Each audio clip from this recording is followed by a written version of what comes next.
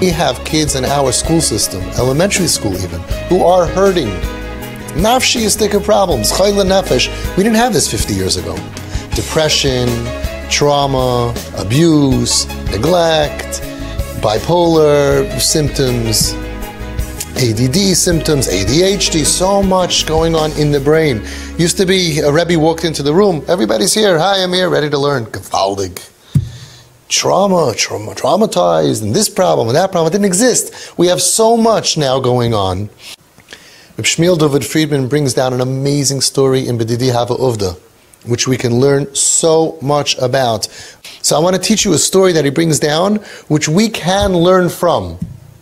We can mamish practically save lives with this story. There was a koheling man many years ago, and he was nifter, young. It was a very big tragedy, and he left a young wife with a bunch of kids, a whole house full of kids. The 9.5-year-old boy shut down, emotionally shut down. He didn't keep up in the classroom. He developed social anxiety. He didn't play with friends. He lost his friends.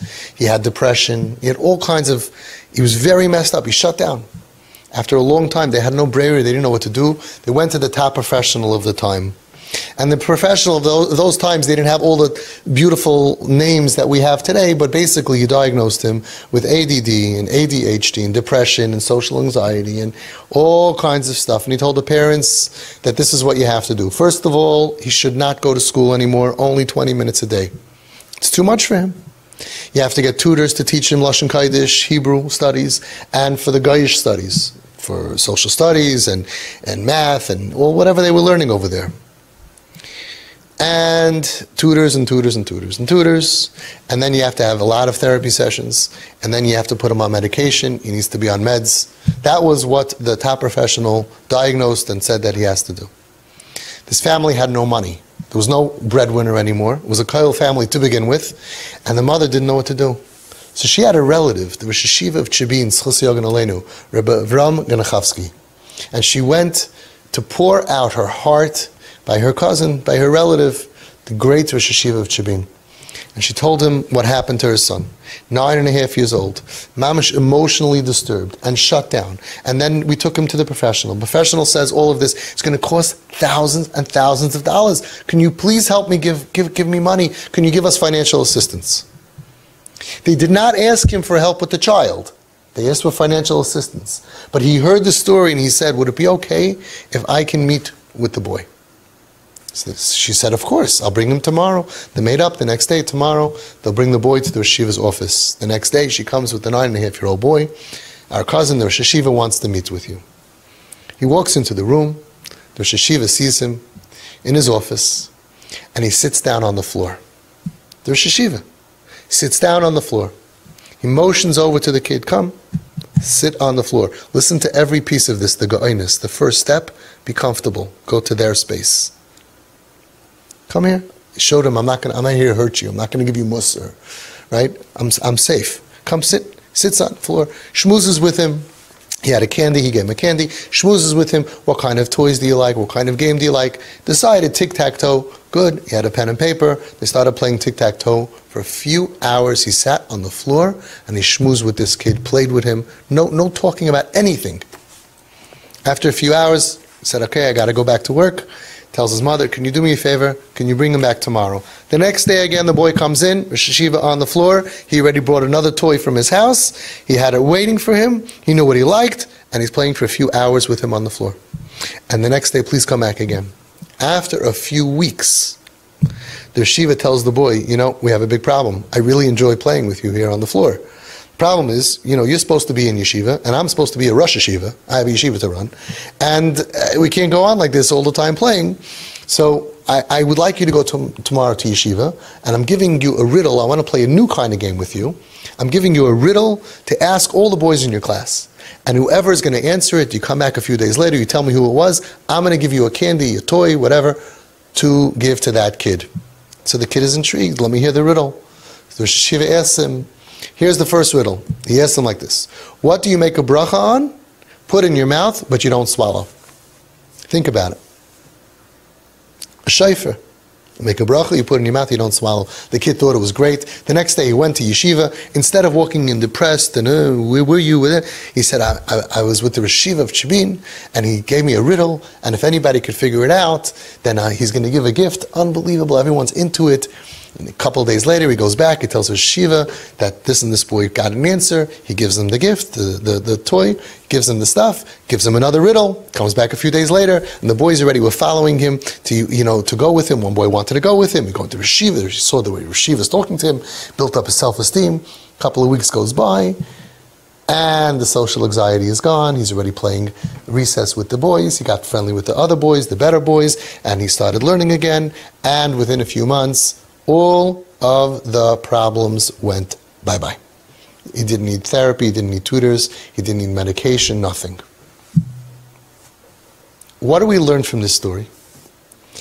There are some problems, okay, what and who and where and why, there are some of our kids' problems that they don't need, go to the therapy, go to the therapist, go get this diagnosis and that pill and this pill. Some of them need attention. I said attention deficit disorder, ADD. Attention deficit disorder means that this child could be that the disorder, he's getting a deficit amount of attention. You're not giving him enough attention. Sit on the floor with him. No, the kid needs attention, and he goes to yeshiva and he's overwhelmed because of whatever problem is going on in his life. He comes home and, you did homework? There's no time to breathe. Nobody's playing with you. You're in process, in a machine. Go take a shower, take a bath, get your stuff, do your homework, and homework, and homework. Some kids are going through problems, and they don't need pills. Some of them need not ADD, they need a DAD. Some of them need to have a father who's going to spend time with them. And so many fathers are like, I'm a Rosh Kollel, I'm that. Get off your high horse. You're not more chashuv than the yeshiva of Tshibin. And this goes for the rabbeim, this goes for the teachers, for the manalim, and the yeshivas. Before we send somebody off, some kids definitely need therapy. I'm not anti-anything. But some kids could be saved from so much tutors and trauma and being different and being on pills so many times. If we would get off of our horse and spend the time wasting time. The yeshivas wasted hours and hours. It was an investment. He invested into this neshama. He wasn't even asked to. They came for financial aid, but he knew it doesn't make sense. Something shut off. Well, here's what we learn. When kids shut off, you have to reignite them. They don't need a whole new mechanical engine. They don't need a whole thing. No. They're good. So many teachers and parents. Do you remember the kid last year, 2 years ago, 3 years ago, 4 years ago? Before the shutdown. So why do you think that all of that is gone? Something happened. The kid shut down. A trauma, a problem, fine. Reignite the kid. Build the self-esteem. The first step is get on the floor with the kid. Ba'asher hu sham, where he is at. What does he like to do? Listen to some music with him, play an Xbox game, whatever the kid is doing, every kid is different. But whatever they're doing, get onto his level. Ba'asher hu sham, the way he is, right? And then spend a lot of time with there until you're ready to make that next move. And the next move was, I enjoy your time, and I need you to do that, and I'm going to teach you how to do it. I'm going to build your self-esteem. The kid could have walked into school feeling so tzebrachen. Everybody's looking at me. Where were you? Oh, he lost his father. Instead, he walked in with a riddle from the Tshibin Rosh Yeshiva, and a candy, and a prize, and he's a hero, and everybody's interested, and everybody's going home and asking their fathers and their mothers. Genius! Genius! Build up a kid. That's how you build somebody up. We're not all Tshibin Rosh Yeshiva, we're not all such geniuses, but if we understand the map, that's the medicine to heal many times Tzebrachenkeit. Many times we can heal the diagnosis and the social anxiety and the depression. Many times can be dealt with somebody who's older and caring, can sit on the floor and play with the kid and build that relationship and boost them with the self-esteem. Who knows what we could save? Hours and hours of sitting in the therapist's office, hours and hours of getting pills, of going to tutors and all of that. Many times the kids come home, they're shvach in yeshiva, we give them tutors, more pain at home, more pain. If we would sit and play with them on the floor, it could be they wouldn't need a tutor. It won't work for everybody. But a lot of our kids, if the source of the problem is a nafshiistic problem, then the tutor and the medicine and the therapy is a Band-Aid. Get to the root of the problem. Give them a backing of a father, a mother, grandparents, Zaydis. We need you to jump in now. Grandfathers used to be removed. Now we need you for your grandchildren. Go visit them in yeshiva. Pick them up for lunch by recess once a week. The yeshiva doesn't mind if they miss recess in 4th grade and 6th grade. In Mesivta, go visit them. Don't faher them. Sit on the floor with them. You hear me? Sit on the floor with them. They have enough pressure to learn. When they're happy, yismach lev mevakshei Hashem. And I'm not just talking about off the derech. The healthy ones, there are so many nafshiistic problems that are shooting at our kids and knocking them out at older ages where we didn't even see it. Invest in them today. Invest in them with fun. Take them out. If you can take them bowling, take them bowling. If you can take them to shoot pool, depends on your lifestyle. I'm not telling you to do anything wrong. What could you do that's fun? Just a board game? Play boggle, play, I don't know, whatever it is, tic-tac-toe, chess. But get off your chair, get off your high and mighty horse, and get on the floor with your kids and your grandchildren. They're your children. You're not so chashuv. Sit on the floor, play with them, get to know them on their level. When they need you, you'll have access to them. You know how many parents, their kids are going through such difficulty, and you hear from the kids, I couldn't talk to my father, I couldn't talk to my mother, and imagine they couldn't do it because my father's so chashuv, my mother's so important. You're mamish burying your kids in all of your chashivos. And sometimes you see kids say, I always felt I could talk to my father, and the father's a pashta yid. Be pashit. Be pashit. When it comes to your children, be a pashta yid. Don't be so high and mighty. It's very difficult when you're high and mighty to raise kids who feel that they can open up to you. We're in a dar where they have secrets, where things happen to them, where they have struggles. And if they think that you can't relate to struggles, nothing's going to happen. Get off your feet, off your horse, off your high. Get on the floor. Just play with them. Just chill. Just relax in their space. What they like doing. Build that rapport with them. And you'll come up with a chachmadik way to get them to boost their self-esteem. The ones who are suffering, they should go into school. They should feel good about themselves. My Zaydi took me to school. We need the grandfathers to step up to the plate. The Rosh HaMishpacha.